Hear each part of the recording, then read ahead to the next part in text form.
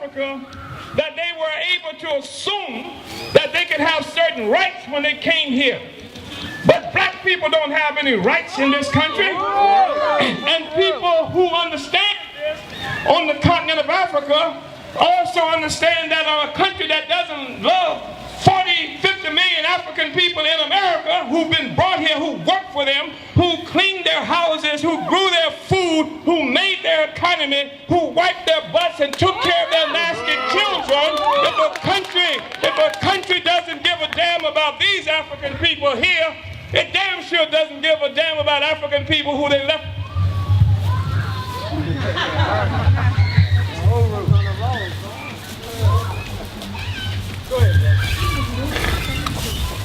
So, this is a new era, and we have an opportunity to speak for ourselves. And Sister Bob is going to have an opportunity to talk to us and to you. The Democratic Party wouldn't invite her. They would invite somebody who is a parent of a mercenary who they sent to kill people in Afghanistan and Iraq. They would invite that person to come and speak because they died in a war of occupation, U.S. occupying some other country, and then they get killed, and now they're being paraded in front of the people as some kind of hero. No, the heroes are the people who are resisting U.S. occupation and aggression in Afghanistan, not the ones who are taking that oppression and occupation to Afghanistan. It's a new era. And so we have an opportunity to say and do some things about that and to forward our own agenda. We have an incredible steering committee. You heard them announce. We've got people like Glenn Ford, outstanding, one of the most significant intellectuals in our community, who before most people were even able to pronounce Barack Hussein Obama, was out there calling the alarm about this Negro representative of the Democratic Party, this white power in blackface. We have people like Cam Howard, who has been on the forefront of the struggle for reparations. The Democratic Party is not offering reparations on their platform. Nope. We say reparations have to come. Yes. We have a situation where Barack Hussein Obama is now leaving office, and he's saying that people have to vote for him to continue his legacy. But the question that I asked Obama, does your legacy include my child? Are you telling me that my child is going to have the same chance that your child has? Is that the legacy that you're leaving? If you're not leaving a legacy that's going to allow my children to grow up in the same kind of security with the same kind of resources, I don't want your damn legacy. I had that before you got here. Is your legacy? Is your legacy going to give African women the same opportunities and possibilities that Michelle has? If other African women can't have what Michelle Obama has, keep your damn legacy. We had your legacy before you got here. We're saying that the legacy that we're looking for is a legacy that represents the interests of the broad masses of African people, and especially the African working and poor people who've been catching hell in this country and around the world. That's the legacy that we are here to advance today. Obama wants to have a good send-off. We want to give him a good send-off. And so that's why we're here. That's why we're going to march in the white people's house. That's why Tony Taylor is here. Because the St. Louis Police Department gunned down her son, shot him 21 times. Many of those times while he was down on the ground, shot him when he was down. And so that you find indentations in the concrete from bullets that went through his body. That's why Tony Taylor is a part of this steering committee, and she is here.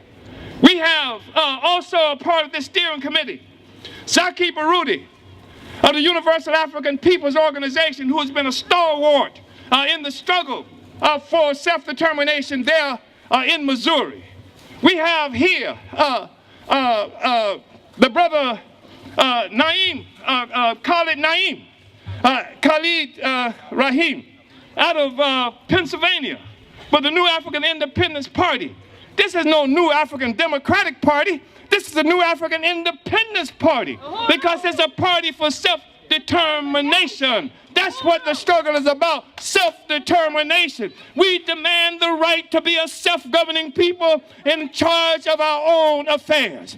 We are at a place where we don't want to hear any explanation offered to us about why we can't do well today. Don't tell us that we got to wait. Don't tell us that our children have to learn to stop sagging before you stop killing them in the streets.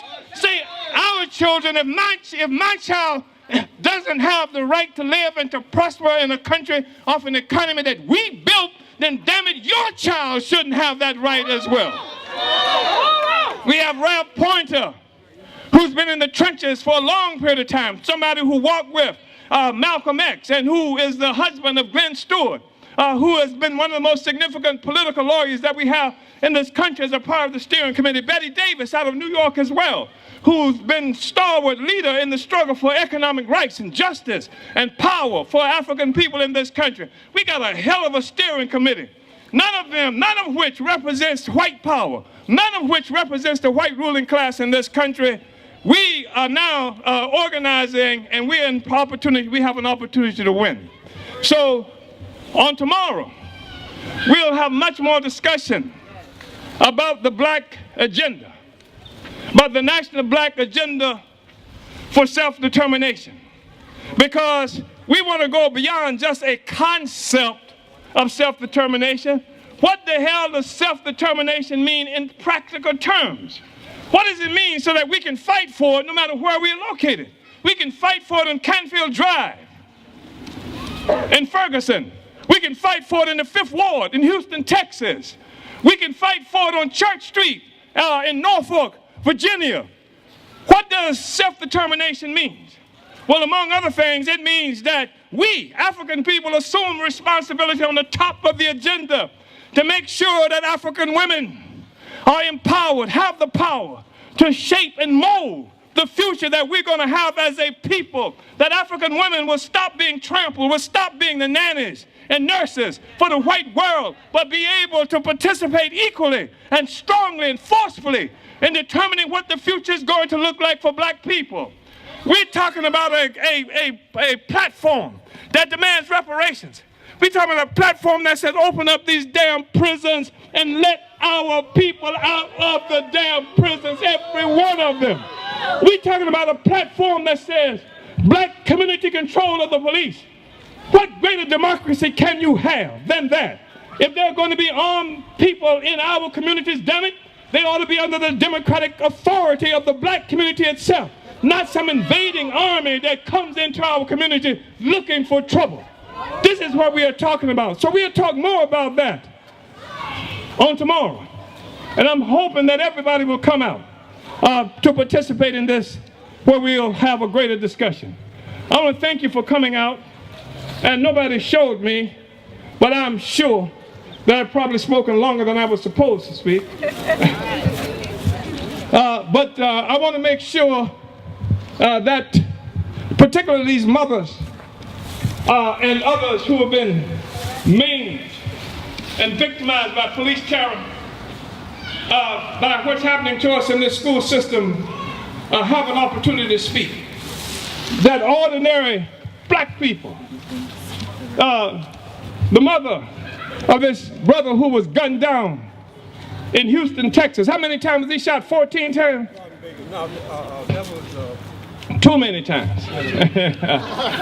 and parents and relatives of other people will have an opportunity to come and speak as well. So I want to thank you. And somebody said to us, in a way that was supposed to be a criticism, when we say black is back, they say, well, where black been? Like, I didn't know it went nowhere. Yes, you did know it went somewhere. That's why you weren't even thinking like you thinking 3 years ago. You weren't thinking about being out here. You weren't thinking about being out here. In fact, many of us fell for the okie doke when they told us that the election of Barack Hussein Obama meant the end of whatever they call racial contradictions in this country. So I just want to say this. We're helping Barack Hussein Obama out of the White House, and in the process of doing that, we're also making the statement, with your help, that black is back. Uhuru.